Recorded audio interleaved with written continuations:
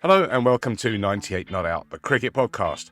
I'm Darren Mutu, and every week, all year round, myself and my co-host Paul Webb will bring you the latest news and discussion about the national and international cricket scene. Plus special guest interviews with cricket experts like Nasser Hussain, David Gower and David Bumble-Lloyd and many others. So let's get into this week's show.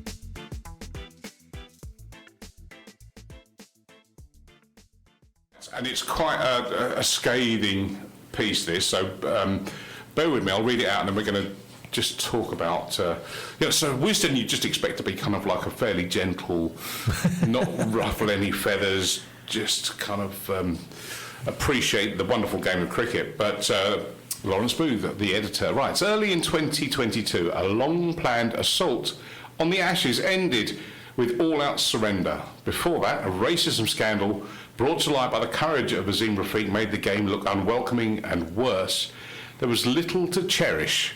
That's his opening paragraph. Okay, yeah. The most and I can see you chomping at the bit now.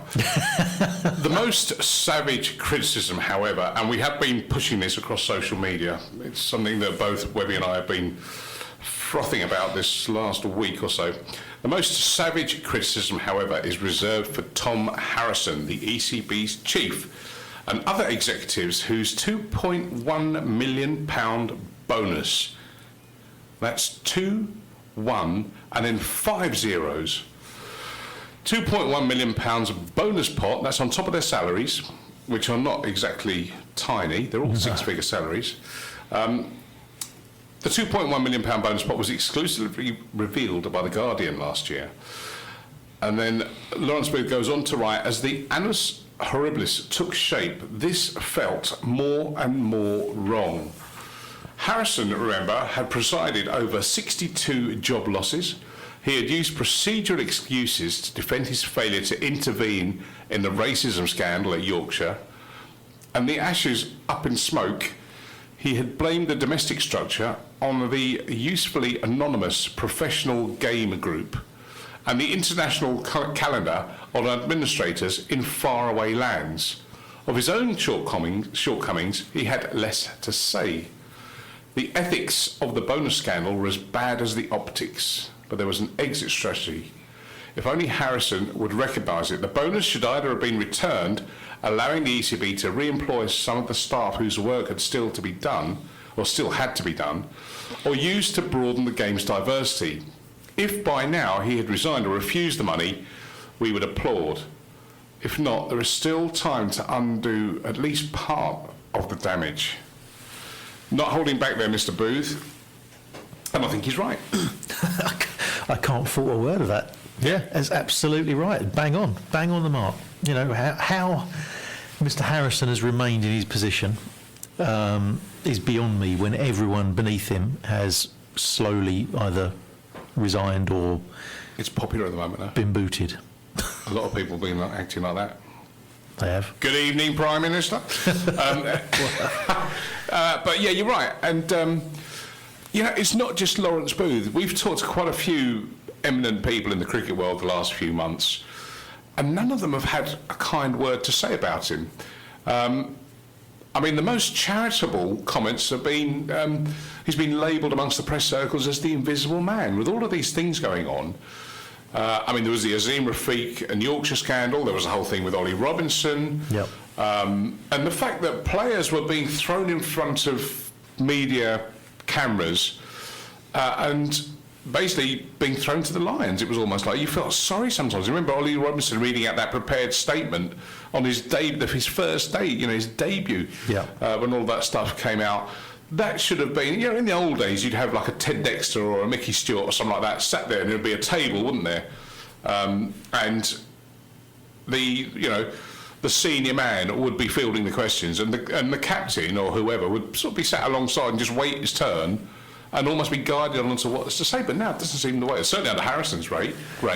Well, this is the problem, isn't it? This is what everyone is quite rightly up in arms about, that the ECB has acted with such amateurism throughout all of those matters, and yet he's pocketed over £2 million in bonus. I know. It's just, it just doesn't stack up. No, and the sort of general wisdom of why he's still there is basically because the one thing that he was good at, I'm told, was commercial negotiation, and he was in charge of negotiating the new deal with Sky, the TV broadcasting deal with Sky.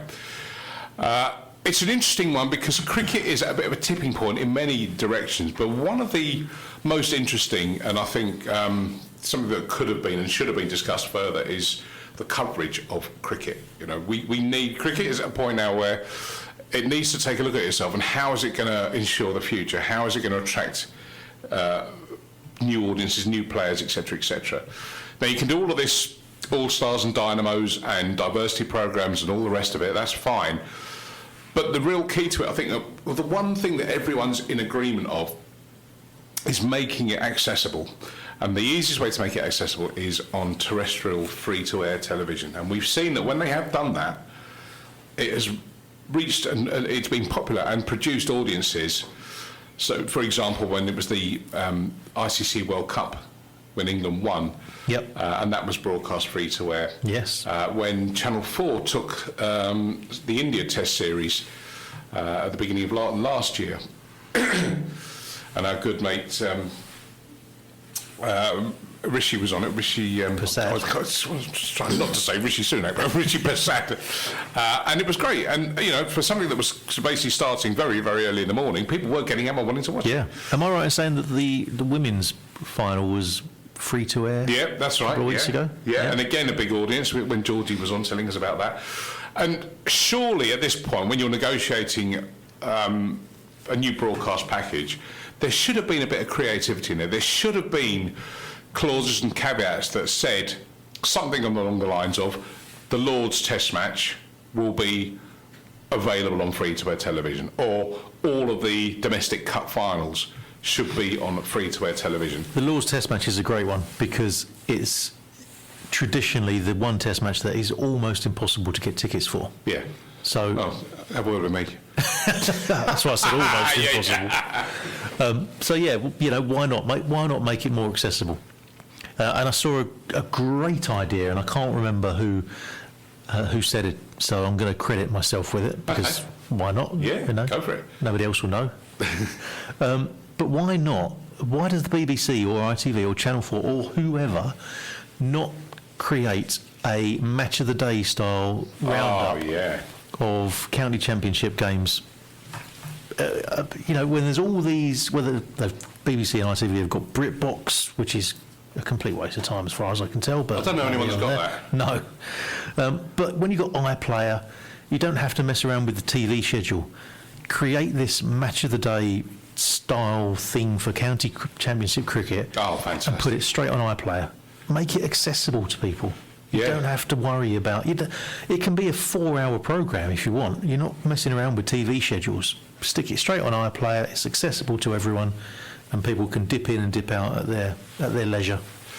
I think that's a great idea. I wouldn't make it a 4-hour programme. I'd make it punchy. I'd make it an hour long at max. Yeah, my point about 4 hours is that it could be because you're not messing around with TV schedules. Streaming's been a great success with all the counties. But, you know, people that follow cricket, you've got to stop the moaning, because there are people that are trying. You know, the counties are trying with this stuff, and it's been a little bit of trial and error with people that are just not used to this kind of stuff. But, you know, from some of the stuff I've seen this year, there's a big uptick on the quality from last year, for example. The graphics are better, the cameras track the ball around better.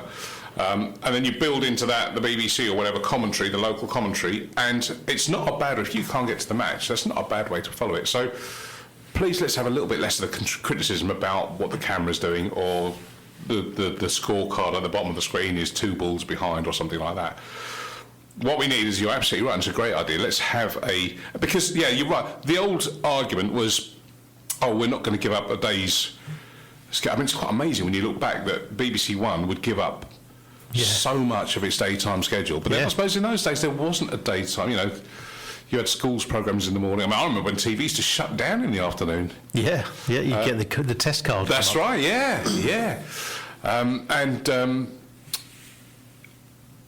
but they did it, and it was for every single test match, and, well, every England game, even the Yep. the limited overs stuff. And how much exposure did Cornhill Insurance get out of it through the 80s? Yeah. There you go. You know, we remember that 40 odd years ago because it was on the telly. The Cornhill test. There you go. Yeah. And the Gillette Cup. The Gillette Cup. And the Prudential, the Texaco Trophy. Yeah, exactly right. But I think you make a really, really good point that these days there are so many channels. You know, it doesn't even have to be on iPlayer. It could be on BBC Three. It could be on ITV4. Yeah, straight to catch up. Yeah, yeah. And, you know, you don't necessarily have to be pitching it at the main audience because they want to watch Towie Island's bargain hunt in the attic and let them watch that and they can enjoy it and enrich their lives and wonder where they all went wrong. But there are people out there, and it's been shown time and time again, that want to watch county cricket, that want to watch a test match, sit down. I mean, that was the thing, you know, 2005, as recently as that, when Channel 4 had the rights for test matches, and they similarly did the same thing. I think there were a little bit of breaks for racing and whatever else, but you couldn't, you know... But even that, so there were breaks for another sport. Yeah. Not for Married at First Sight or something, whatever it's called. But there you go. You can put these, there is a room to put these. You can, you know, you can give up a whole day on ITV4, BBC4, whatever. BBC4 don't even start broadcasting till 7 in the evening. Perfect. There you go. Perfect. Come on, the BBC. What's the matter with you? It's not the BBC, it's Tom Harrison, because this is what he should have been talking about. He should have been, and let's just say, you know, not everything, the Lord's Test, in the same way that Wimbledon. It makes me laugh when Wimbledon's on, how everyone's a tennis expert. And then when Wimbledon fortnights are finished, you know, do you watch the Aussie Open? Do you watch, you know, whatever? Flushing Meadow, whatever. Where's Flushing Meadow? Oh, I thought you were the big, okay. It doesn't have to be, it'd be wonderful if it was everything, but I'll tell you what, let's have the Lord's Test, live, ball-by-ball coverage, and let's have, when the counts, let's have match of the day, catch of the day, wicket of the day, whatever, call it what you want. Yeah. And if you look it's still a match. Yeah, if you're looking for presenters, you know, I know where there's a couple of... There's a couple of willing and able. Yep. Some might even say humorous. Well, yeah, that's it. We do laugh at our own jokes. And each other's occasionally. But that was what Harrison was supposed to be doing. But no, he was so hell-bent on keeping the Sky deal and appeasing Sky, and Sky basically were there for the taking, because if you're a proper negotiator, you could have said, well, BT Sport, you know, they've got all the winter, you didn't have it, Sky don't have anything over the winter now. No. I mean, all right, they have the other Test series, which is still great watching, you know, from South Africa or India, whatever else. But they have not had England overseas cricket for a while now. And BT are almost parking their tanks on Sky's lawn with that. So Sky would have, you know, a pretty proper negotiation, you could have got something out of them, but Sky have obviously wanted to, and it's a 10-year deal. Yeah. 10 years is way too long. So it's almost like anti-competitive. Yeah. You know, should this be referred to the Monopolies Commission? Well, absolutely, there you go. Yeah. Because... But, you know, Sky, let's draw the comparison again. Sky have done wonders for football coverage in this country since the advent of the Premier League, and it's fantastic, and it gets better and better and better. And that doesn't stop the BBC having Match of the Day. No. BBC don't have rights to screen full matches other than the FA Cup. Don't talk about that. So, so there is a precedent set where Sky have the main live contract and BBC have the highlights package. Yeah. Let's do it. Come on, Harrison. And even, I'll tell you what, if you wanted to be really, you know, creative with this and make it really attractive to someone like the BBC or whoever, but let's say the BBC just for the sake of the conversation, Sky produce and package the highlights thing, so it's a Sky programme, and it's labelled and whatever else Sky. Yeah, all the work's already done. Yeah, in the same way that Netflix sell their stuff to other channels now. I was watching something the other night about footballers that have sort of come out of South London, and 14% of the Premier League footballers are from South London. And that was a BT Sport production, and it was on ITV. So why not tell Sky, right, okay, you can do all this, but you have to, one, give the Lord's Test live and free to the BBC, and you have to put together a county championship highlights thing, and they can use the feeds and whatever else from around the grounds. I don't think people would be too fussed about it as long as they're seeing something. It's a bit like when you watch lower league football. It's actually quite disarming to watch some of the, not everything's under flashing lights. And, proper football. Yeah. So Tom Harrison has done this without challenge, without anyone else. It seemed, the ECB, and as we said the other day when we were talking about this, currently, well, we've had Rob Key appointed now, but there is no one in any other major position at the moment, even down to captain. Yeah. So yes, it's not good, but we Harrison has not covered himself in glory, and really should not be walking away with £2.1 million in his pocket. 98 FM. This is Phoenix 98 FM. Thanks for listening to 98 Not Out, the cricket podcast. Please subscribe to the show in your podcast app to make sure you see the new episode each week as it appears in your feed. And if you enjoy the show, we'd really appreciate it if you could leave us a 5-star rating and review on Apple Podcasts to help us introduce the show to even more people. Thank you so much, and we'll catch you on the next episode.